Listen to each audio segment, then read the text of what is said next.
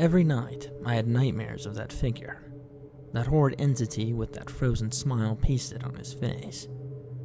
I've remembered him for as long as I can remember. Every time I had that nightmare, I would wake up drenched in sweat, panting and trembling. I can still remember a time before all this had happened. However, it was all so long ago. Many years ago, when I was only a little boy, I had loved visiting the circus. Every year the circus would come into town and my mother would often take me there, and I'd have a blast watching the jugglers, clowns, acrobats, and tigers. Watching the entertainers with their vast array of skills and athletic prowess almost made me feel as if the circus were a magical place. So as usual, when I had heard that the circus was coming to town yet again, I naturally became very excited. Unfortunately, my mother had informed me that she could not attend this year. Despite this, my mother knew how much I loved the circus, so she managed to coax my older sister, who was a teenager at the time, into taking me. To be honest, I didn't think my sister enjoyed my presence very much. She was very much rebellious and didn't get along with my parents. She treated me very poorly as well. My mother only enticed her to take me because she had paid her. Regardless, I was only a child at the time, and I was oblivious to these harsh realities of life. I honestly didn't care who would be my chaperone to the circus. I just wanted to have fun. The day we left for the circus was a lovely fall day, if memory serves me right. I recall the day being beautiful, not too hot or cold, and there wasn't a cloud in the sky. I remember seeing the large red and yellow striped tent and the large line of clamoring, excited children and parents. I clutched my sister's hand as we stood in line. I looked slowly around at all the other kids. They all looked so cheerful and happy, chattering about the performances that they were hoping to see. I noticed one little girl eating a pink fluffy ball of cotton candy. I tugged on my sister's jacket. "Sis?" She looked down at me with an annoyed expression spread over her face. "What?" I pointed to the girl. "Can you buy me some cotton candy, please?" She suddenly made a confused face, as if I'd asked something absurd. "Are you nuts? I'm not spending my money on that. We're just here to watch the freaks and leave." She then turned away from me. I frowned a bit and looked over down to the ground. It wasn't a bold request, but I cheered up when I remembered that I was at the circus to see all of its wonders. Finally, after a while, we were next in line for our tickets. I looked up at my sister again. This time she had her headphones on. This was several years back, so she was listening to her personal stereo. To get her attention once again, I tugged on her jacket. She pulled out one headphone and groaned. "What do you want now?" she inquired, angrily. "Look, sis," I said, smiling and pointing at the ticket vendor. "We're next. Hurry, buy our tickets." My sister rolled her eyes, pulled out the money, and handed it to the vendor. The vendor handed us our tickets and smiled. "Thank you. Enjoy the show, you two." "Yeah, thanks," uttered my sister, as we both entered the large tent and took our seats. We both sat down on the front row. A lot of other kids were running around, laughing and cheering with their siblings, friends, and parents. I looked over at my sister, who had her head leaned back in her chair with her headphones on. I tapped her on the shoulder and her eyes shot open in anger. She ripped off her headphones and said, "If you bother me when I have my headphones on one more time." "Isn't this fun, sis?" I asked, smiling, hoping to get a more kind response. "No, stupid, it isn't. I hate this place. I'm only here because Mom made me. Now shut the hell up and wake me up when this crap is over." She put her headphones back on, leaned her head back once again, and closed her eyes. I swallowed a lump in my throat and sunk into my seat, saddened by her words. I never understood what she had against me. I only wanted her to have fun with me. I just sat there, quietly, as I watched the other kids playing and having the time of their lives. And that was when I noticed something in the corner of my eye. To my sister's left, there was a dark room that I'd never seen before. And what was even more puzzling was that I saw a glowing pair of white eyes in the shadows. I turned around to see if any other kids noticed it, but they didn't. I looked back at the room where the white eyes were, but they were gone. For reasons I cannot understand, I felt like they were watching me, beckoning me, as if I needed to follow them. I looked at my sister, who still had her eyes closed with her headphones in. I slowly got up out of my chair and made my way into the darkened room. Inside, I saw nothing but pitch blackness. I could only see a small light on the ceiling, with a chain attached to it, acting as a light switch. I stood on my tiptoes and pulled on it. The light was dim, but at least it was better than being in the dark. I observed my surroundings, and I noticed that there was a long, narrow hall. I thought maybe this was a place strictly for authorized personnel. The walls of the hall had a few posters of old circus performers and sideshow freaks dating back to the 1920s, which were drawn on by hand, and who most certainly weren't alive anymore. I slowly began walking down the hall, studying the posters and their designs.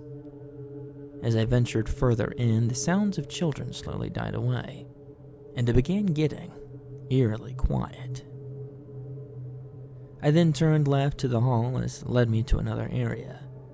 It was an old storage room filled with old, outdated props.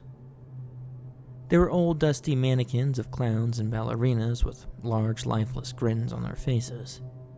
There were statues of horses that were taken out of merry-go-rounds that didn't function properly anymore, and old black and white photographs of old performers. I slowly scanned the area, and I saw my reflection in a mirror that had accumulated its fair share of dust. It had a few cracks here and there, but otherwise was a perfectly good mirror. As I studied it for a moment, I saw a few feet behind me, those glowing pair of white eyes. Except this time I could almost make out a body, even though the figure was hidden in the shadows. It quickly hid behind the wall of the hallway. I whirled around to get another glimpse of it, but by the time I looked, it wasn't there. I just stood there for a moment, and then I had thought that it would be best to get my sister before she noticed I was gone. Just as I was on my way out, I heard something. It sounded like music, and to be honest, I recognized it. It was the tune of the Dance of the Sugar Plum Fairy. I heard it all the time during Christmas, but where was this coming from? There was no jukebox outside or any radios inside. This may sound strange, but if I didn't know any better, I'd say it was playing from inside of my head. I exited the storage room with that haunting little tune still playing. I looked to the left, and there I saw it. Those glowing white eyes and the shadowy figure. This time they were down the hall. I felt the need to follow it for some reason, so I ran down the hall chasing it. When I was halfway down the hall, the music suddenly stopped. I don't know why, and when I reached the end of the hall where I'd seen the creature run off to, as I stopped to catch my breath, the music started up again. Only this time, it was much louder than before. What I saw sitting in the middle of the room, I know I'll never forget. It was a tall, thin man sitting on a bench with his legs crossed. One ankle rested on top of the other leg's knee. He had his hands together, each hand's fingers going through the spaces of the other hand. He had on a black and white tuxedo with a bow tie and a rose pinned on it, and he wore very well-polished dress shoes. Despite this man's very formal appearance, I noticed something very wrong with him. At first, I had thought that it was just the poor lighting in the room, and then I had the thought that he was wearing some kind of mask that covered his whole head. This man's head had the appearance of a pale crescent moon. I rubbed my eyes to verify whether or not my eyes were playing tricks on me. But no, my eyes were correct. This moon-headed man had a razor-sharp pointed nose, an enormously toothy grin spread across his face, and his eyes were wide, gleeful, and glowing that ghostly white color. I couldn't believe it. Was I dreaming all of this? No, I couldn't be. Surely I wasn't. His eyes were fixated on the wall in front of him, at nothingness, with that frozen smile still there. I had contemplated on saying something, calling out to him, but something told me I shouldn't. Then, Almost as if he could hear my thoughts, his moon-shaped head slowly began creaking towards me in a slow, tedious manner. Our eyes finally met. His soulless, glowing white eyes remained anchored on mine, his grin never fading. Should I run away? Should I talk to him? After a grueling minute, I mustered up some courage, and my timid little voice choked out. Who are you? For another second or two, the moon-headed man didn't utter a word.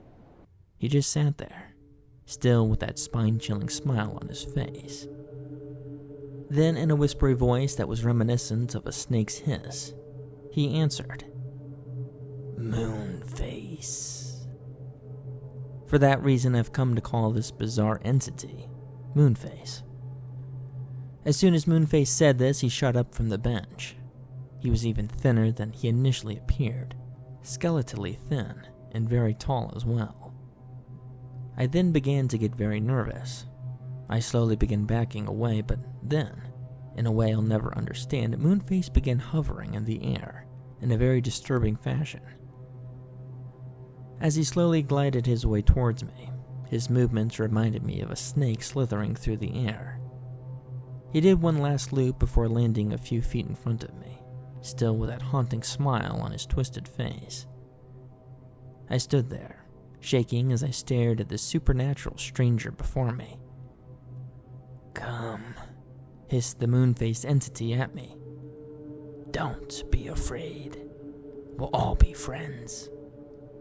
With those words, Moonface began slowly walking towards me with his hands outstretched. It was there that I noticed that he had long black claws protruding from his fingertips.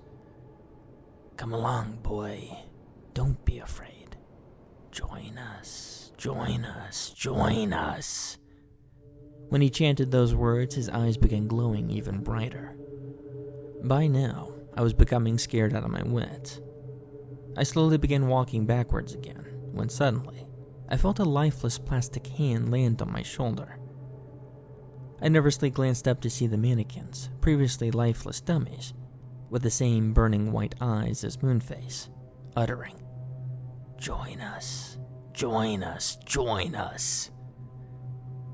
I frantically looked around to see the mannequins of clowns, acrobats, and ballerinas slowly moving towards me, attempting to box me in and preventing any chance of escape.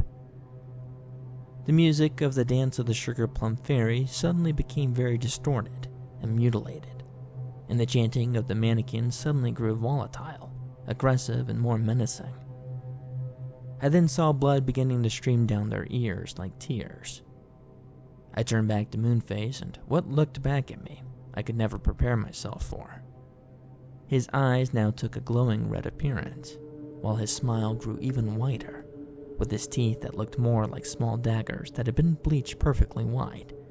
His back was hunched, and saliva dripped out of his revolting grin. Suddenly, he roared a demonic growl, and he lunged at me. And right there is when I wake up screaming and sweating every night. This has been happening to me for the past 15 years. I've tried everything I could do to get some psychological help, but to no avail, until finally I decided to uncover what the hell this has been the root of all this time. I visited my sister a few months ago. When she opened the door to her house, she threw her arms around me, gave me a kiss, and started shedding tears of joy.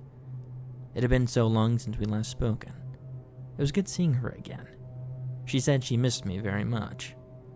I asked her about that day so long ago, the day I had went to the circus. She said that I had wandered away when she was listening to her music. She had told me that when I returned I was pale as a ghost, shivering and speechless. When she asked me what was wrong, I collapsed onto the floor with my eyes open, as if I was in shock. She had become hysterical and called an ambulance. She said she couldn't eat or sleep for days knowing that I was in the hospital, being treated for an unknown ailment. When I returned home, I had regained my sanity. She had asked me what had happened. I had told her what I had seen, and she said I must have been imagining everything I saw.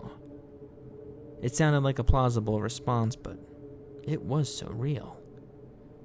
I said my goodbye to her, but I still wasn't satisfied and decided to investigate some more. I then did some research into that circus that used to come around when I was a child, and then I caught something that interested me. Apparently, there was once a very famous performer associated with the circus back in the 1920s. His name was Monroe Moonface Facile. According to the website, Monroe was a very skilled hypnotist, magician, and was very well knowledgeable in the scientific study of dreams. I tracked down his name and I discovered that his former wife still lived in my town, although she was in a retirement home. I visited her, telling her who I was and the information I sought.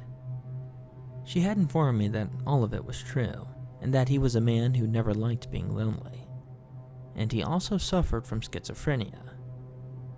The story is, according to her, that he would often throw violent fits of rage, and when she asked him what was wrong, he said that the demons from hell would demand him to join them by killing himself. She said the demons drove him to the point of where he went mad and committed suicide.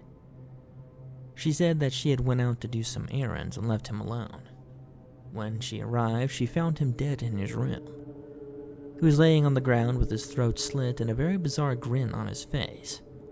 For reasons unknown to her, he had a phonograph in his room playing the Dance of the Sugar Plum Fairy on a loop.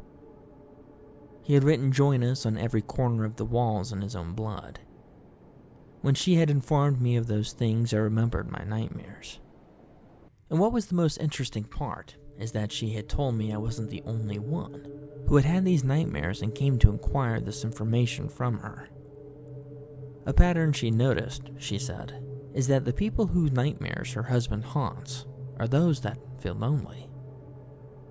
I remember that day at the circus with my sister. I did feel lonely that day when I saw those little kids with their friends and families and feeling neglected by my sister. But now I feel like I have this answer to this age-old mystery. My sister and I now maintain a loving sibling relationship, and we speak to each other every day. Due to the fact I discovered why I see these nightmares and my sister is now a major part of my life, the horrible memory that had manufactured itself into my chronic nightmares had ceased. However, occasionally, in my dreams I do still see a tall shadowy figure with a crescent moon-shaped head and glowing white eyes lurking in my dreams, watching me with a hypnotizing gaze.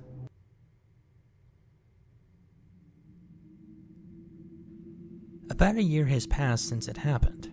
It feels like a blur. Yet somehow my life has not been too dramatically changed. I keep going to work, keep paying my bills, yet somehow I feel compelled to write about what happened to me around this time last year. Compelled because I'm beginning to doubt if what I saw, I really saw. And what I felt was genuine terror, or merely some self-contained psychotic episode brought on by my overworked and overtaxed mind. Nevertheless, I will write about it. If not for anything else, then maybe writing about it will dispel the confusion and help me forget about the incident and stop seeing the terrible memories when I close my eyes. They are just in my head. Yeah, just in my head. My name is Simon. I won't bore you with my entire life story. I live a rather dull and uneventful life, which makes the events which happened to me stand out even more as a result. Around this time last year, I was returning from a long weekend at my parents' house. They live out in a very rural area, very beautiful but also isolated, and very difficult to get help should the need arise. I had left later than I had planned, and had to get going. I said goodbye to my parents and drove off on my 4.5-hour journey back home. It was starting to get dark already, and I silently cursed at not having left sooner. I have very bad night vision, and my car's brakes were terrible and needed some serious maintenance, so I hope I wouldn't hit a deer or something. My poor car was a 1986 Nissan Sentra. It needed a lot of work beyond the brakes, but it lasted me this long, and at the moment was my sole possession of any value. I drove on slowly, getting more nervous as the sun receded behind the horizon and dusk settled in, bathing the country road in light orange, and finally fading to a full dark shortly thereafter.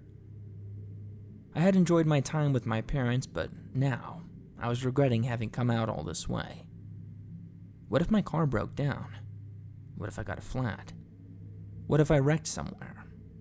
I didn't even know where the nearest gas station was beyond the small local station by my parents' house. That station must have serviced the 30-mile area, I thought glumly. Almost on cue, as if triggered by my thoughts, the engine began to cough and sputter. Oh no, I thought, as panic gripped me. I realized with dawning horror I had forgotten to fill up at that same gas station I was just thinking about. I was so lost in my reverie, I did not notice the glow of the warning light protesting my decision. I was almost empty when I had arrived at their house, and told myself that I should fill up before going on the main road back home. Ah, damn it. What the hell am I gonna do? I pulled over with the last bit of inertia the car had before finally shutting down, fully empty. Despite almost being empty, I had made it another 14 miles away from my parents' house, and unfortunately, straight into no man's land, since I knew the main road along its Shell station was another 16 miles away. What the hell am I gonna do now? I cursed as I got out and checked the trunk just on the off chance I had put a gas canister back there, which, of course, I hadn't.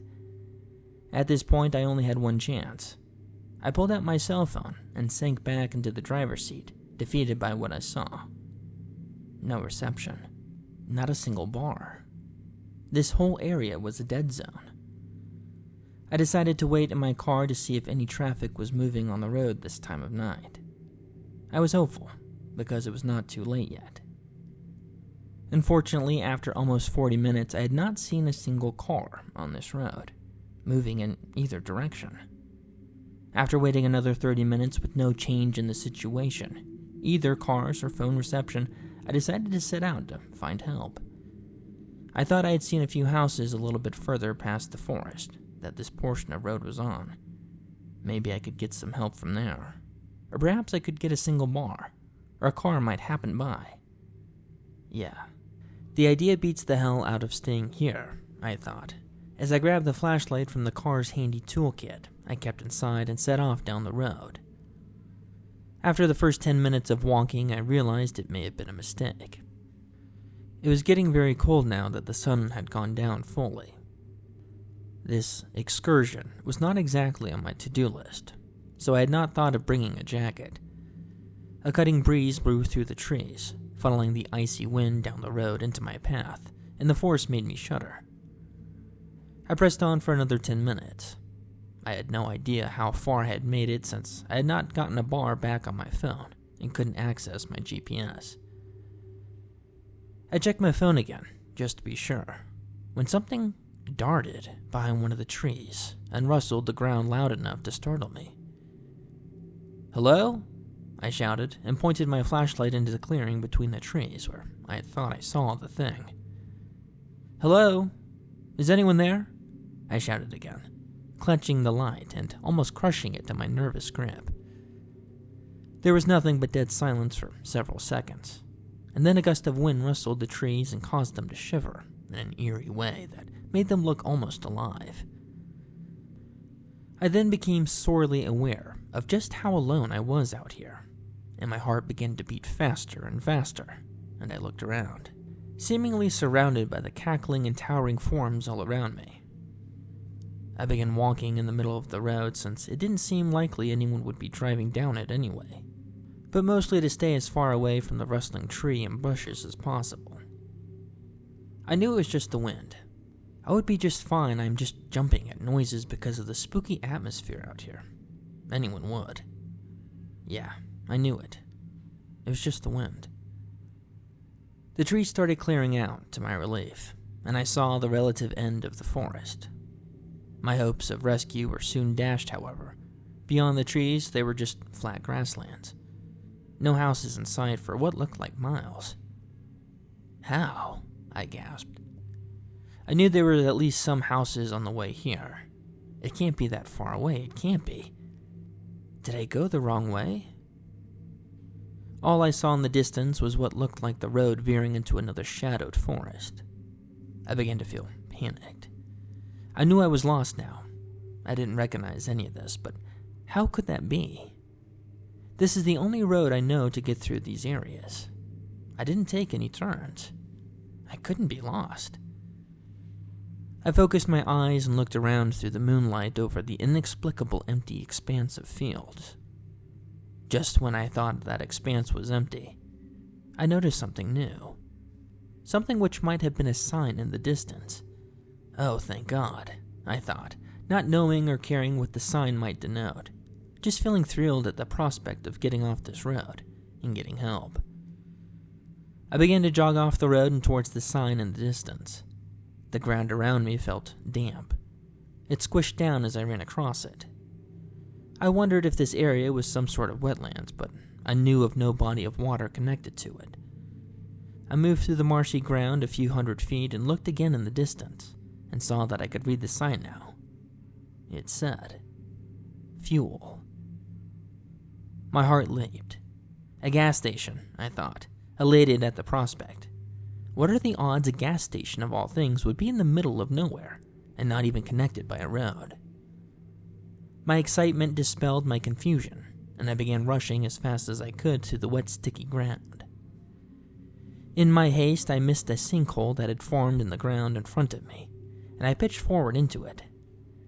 My face was blasted with mud, as I barely caught my fall before hitting my head on a rock that was jutting out of a hole. The impact was excruciating, and I felt like I lost consciousness for a few seconds. I was glad to regain my senses in time to pick myself up slowly and painfully. Otherwise, I may have drowned in the rising, bubbling mud where my head had just been. I groaned as I rose back to my feet. Looking down, I realized I had lost my flashlight and my phone. They were both gone, and I reached down and began prodding around the pool of mud which had risen up to consume the sinkhole. After uselessly searching for several minutes, I came to the realization I was not going to find them. I was in bad shape now, though at least I could see fairly well with the moonlight overhead out here in the marsh. I hated to leave my phone, but I was freezing now, with the wind chill and now covered in wet mud. I was beginning to feel genuinely cold. I moved forward again towards the fuel sign, hoping that there'd be a fully equipped station where I could get a new flashlight, and even better, maybe they'd even have a phone. I would rather call for help than go back through this marsh and through those woods to get to my car anyway. But at the very least, if nothing else, I can bring back some gas to my car and get the hell out of here. After taking a few steps forward again, I heard a huge splash behind me that made me nearly jump out of my skin.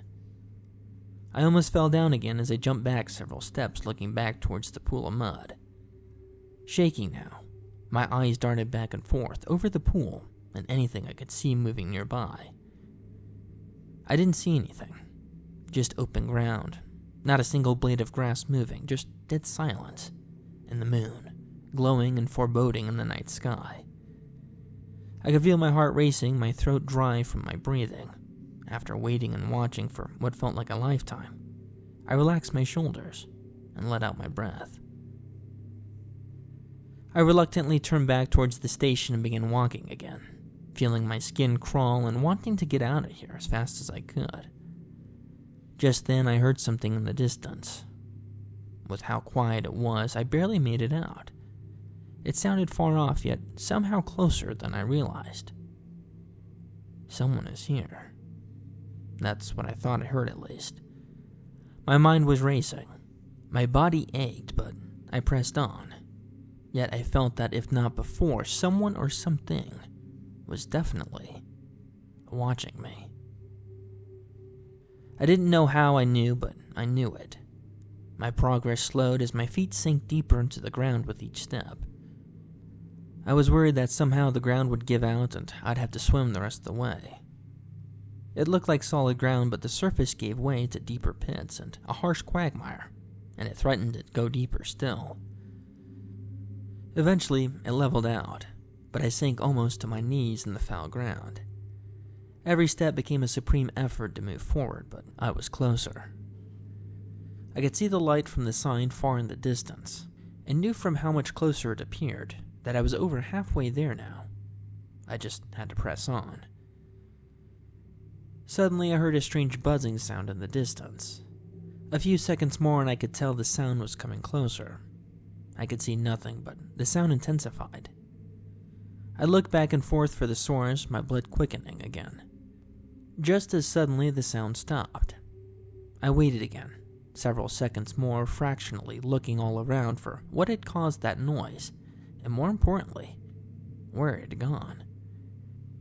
The next second, an explosion of filthy debris buffeted me off the ground and into the water. An enormous cloud of huge buzzing insects sped by me, their buzzing and humming sounding like some horrible malicious cacophony. I kept my head down and put my arms in front of my face, expecting the swarm to engulf me. However, the swarm nearby me, but then almost abruptly as they arrived, they fled off into the night. An eerie glow accompanied the strange insects as they fled into the night sky. I was terrified and again confused by the bizarre event. For what felt like another hour, I trudged on through the swamp-like field, exhausted and disheveled. Just when I felt like my legs were going to give out, the next few steps saw me rise slowly, inexplicably out of the water and reach solid ground again. Another 100 feet and I was finally out of that terrible swamp and on the outskirts of the lot with that sign. I could see at the base of the sign there was indeed a small fueling pump, oddly a single pump with no other objects in sight. And ultimately, to my dismay, there was no larger station, just a small wooden hut, which may have been an outhouse for how small and run down the thing looked. Oh God, I thought. What happens if they don't have a canister to put the gas in? I wondered. Additionally, I wondered how I'd pay for it. I only had a debit card, so I hoped this rundown pump had a card reader. I continued forward, and once I stepped one foot on the paved area of the station, a chilled breeze passed by me again, and I thought I heard a faint whistling sound, almost like the forest. But why was it out this far? I pushed the thought from my mind and ran up to the pump. The thing looked ancient and rusted out. I saw no visible means of paying, but at this point, I didn't honestly care so long as it pumped. I doubted anyone was around to try and prosecute me for stealing gas. To my relief, a rusty metal 5-gallon can was sitting very close to the pump. I brought the can to the pump and opened the lid. Then I pulled the nozzle down and squeezed the trigger. Nothing came out. I was just about to panic when I realized that these kinds of old tanks had to be unlocked to pump, so maybe if all the other materials were around, perhaps they kept a key somewhere here as well. It stood to reason at least. I looked around every side of the pump and even nearby on the ground, but to no avail. I then looked over to the ramshackle outhouse nearby. I didn't know why, but I really did not like the look of the thing. It felt wrong somehow, jarring and out of place, like it didn't belong.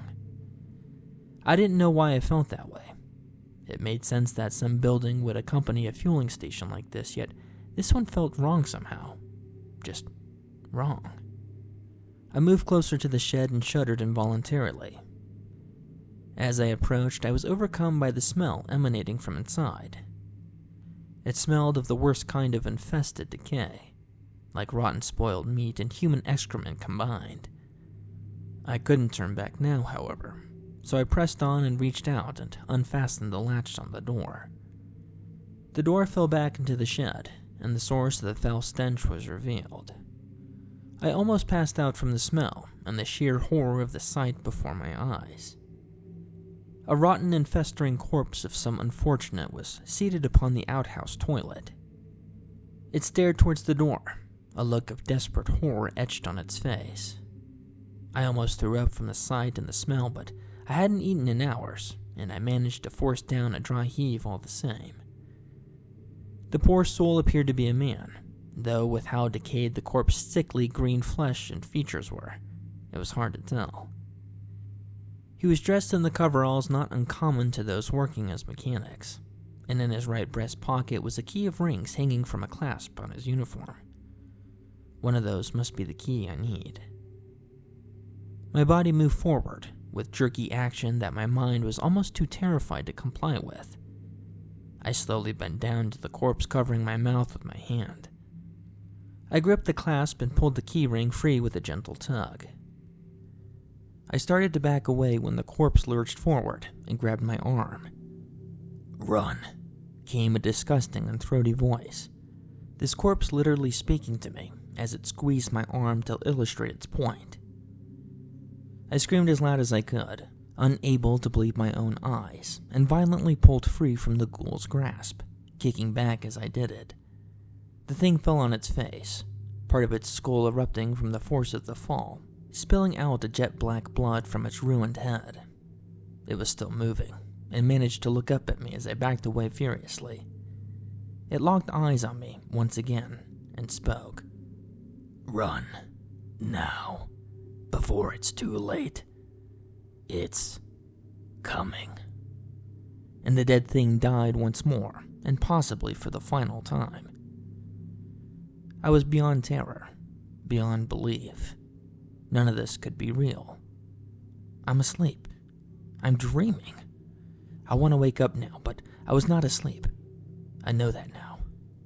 I was awake and running for my life from the thing that came next. As the majority of the shock wore off from my ordeal, I sprinted back to the pump and resolved to get the hell out of here as soon as possible. I started trying various keys with the pump, shock coursing through my body and causing my hands to tremble and almost drop the keys several times. I found the right key on the 5th attempt and brought the nozzle to the can and began filling it. In the distance, I saw a cloud of buzzing insects take flight again, and in the sky, the moon was veiled by a thick, dark clouds. The next second, a thunderous roar rang out, and the sky opened with a heavy rain, seemingly in the blink of an eye. I did not like how random and sudden the storm appeared, and even less the fact that it robbed the light from the moon. I'd have to stumble back to the road through the ever-rising mud and muck in almost complete darkness. I anxiously waited for the can to fill, as the rainfall came down harder every second. Finally, the can filled. I removed the nozzle and went to replace it back on the pump, when a shock caused me to drop the pump onto the ground. The reek of gasoline was soon replaced by a terrifying and familiar scent. Blood. The pump was gushing gasoline at first, but it soon turned first rusty brown, then completely red, as if pulsing blood from a freshly cut artery. I looked in my can to make sure it still contained gasoline, and at least by the smell, it appeared as if it did. The blood flow from the nozzle finally slowed down, and then stopped, and the rivulets of blood began moving out from under the cover of the pump into the rain. The blood was washed methodically down the path towards the marsh, almost as if guided by something, and moving as no type of liquid had any right to move, neither altering course nor diluting in the rain. The path of bright blood finally disappeared into the marsh. When the blood vanished into the marsh, the rain suddenly stopped. I looked out at the expanse of the marsh, unsure of what exactly just happened. The silence after was maddening. For a time, all I could hear was my own heart hammering at my chest. Suddenly, I heard a terrible thunder crack followed by a noise, almost as if someone was tearing through skin with a blade. A sick, sharp sound. The earth around the edge of the marsh began to spill over, and 2 large layers of earth simply peeled back, like an overripe fruit, to reveal an even deeper sinkhole than any I'd ever seen before. Sickened by the sight, I barely noticed another event out of the corner of my eye. The light by the sign began to move. A hazy aura emerged near the naturally occurring shadows of the sign. I froze with dread as I saw the shadows leave their positions and coalesce to form a larger individual shadow. After a painful moment of silence and stillness, the shadows began moving towards me, slowly, and I heard what sounded like footsteps. The shadows whispered to me, calling to me, beseeching and inviting. I stood dumbstruck for another second before the paralyzing spectacle's grip on me was broken. The shadow moved even closer, and the steps grew louder. That was all the incentive I needed. I broke into a mad dash. I didn't care that I would have to go through the marsh again. I only knew I couldn't stay here with the thing. I hit the water just in time to see the revealed sinkhole that was upheaved moments ago vomit forth bloodied and decayed bodies from underneath the muck and spit them onto the concrete.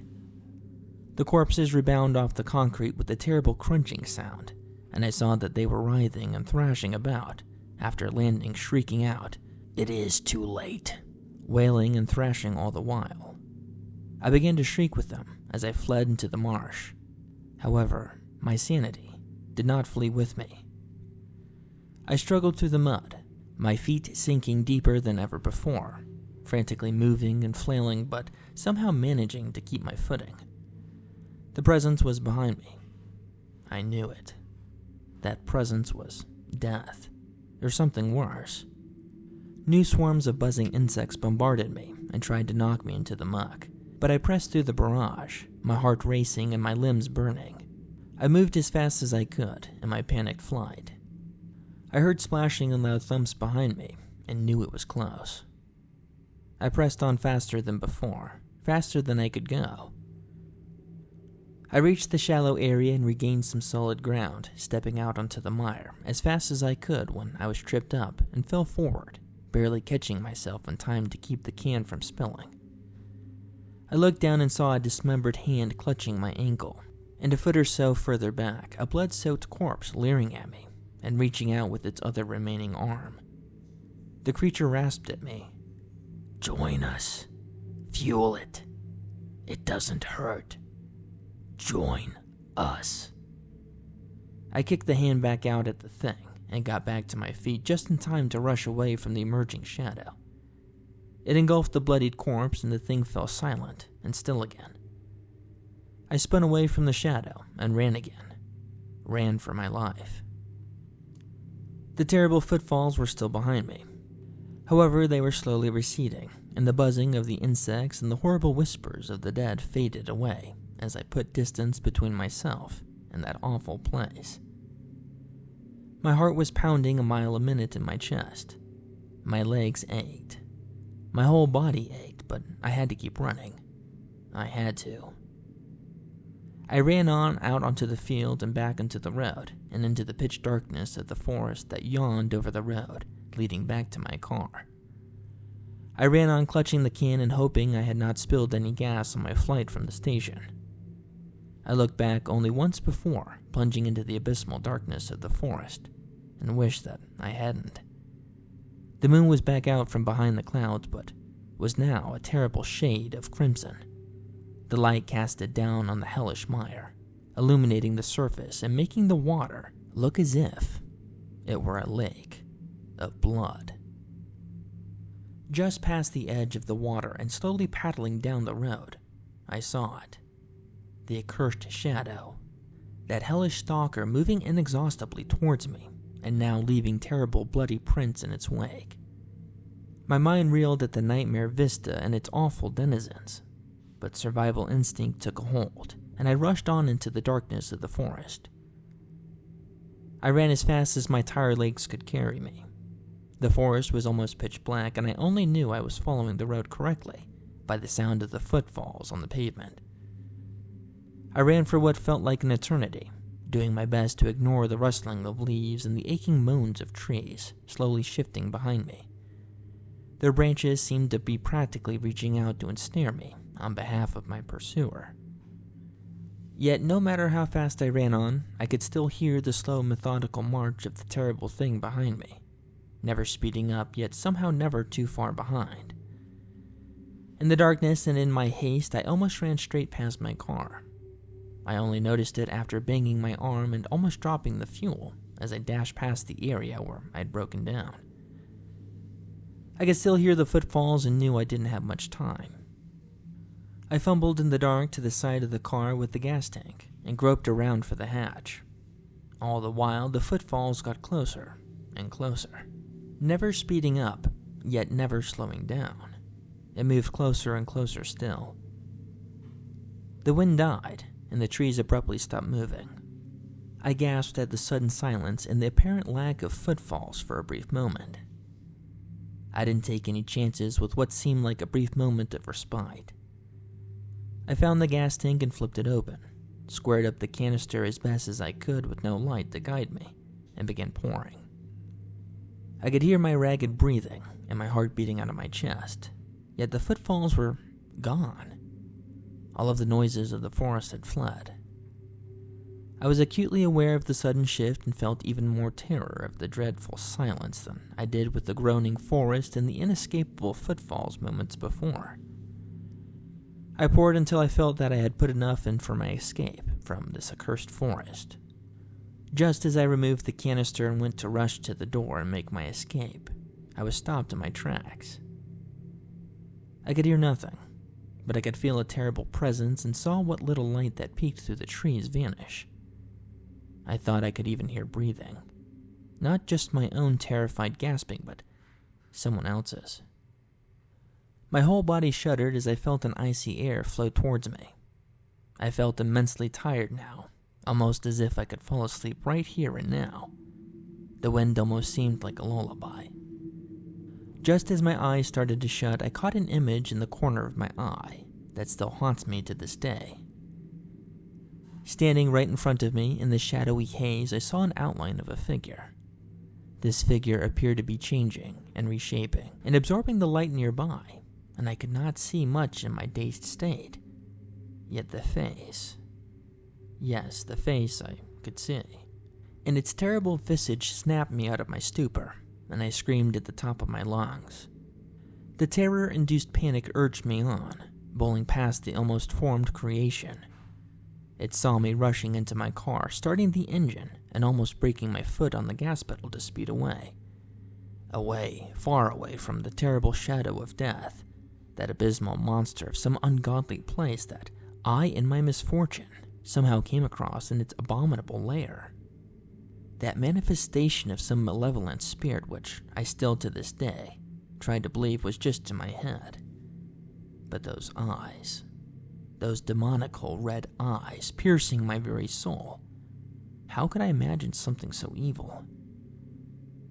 There is not much else to tell. It was almost a year ago to this day. I have not visited my parents since then.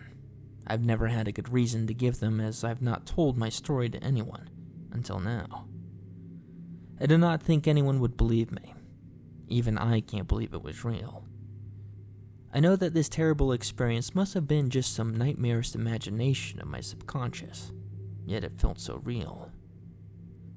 Yet, as I sit here writing these words and checking a text message I received on my phone, I see something that makes me question my sanity again.